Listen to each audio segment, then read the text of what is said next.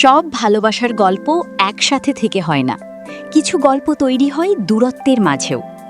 মঞ্চে আলো ঝলমল, গান গেয়ে সবাইকে মুগ্ধ করছেন লগ্নজিতা চক্রবর্তী, কিন্তু তার ব্যক্তিগত জীবন একেবারেই নীরব, একেবারেই আড়ালে। 2016 সালের 21 জানুয়ারি দীর্ঘদিনের প্রেমিক সাত্তকী সাহার সঙ্গে বিয়ে করেন লগ্নজিতা। তবে এই সম্পর্কের শুরু যাদবপুর বিশ্ববিদ্যালয়ের দিনগুলোতে।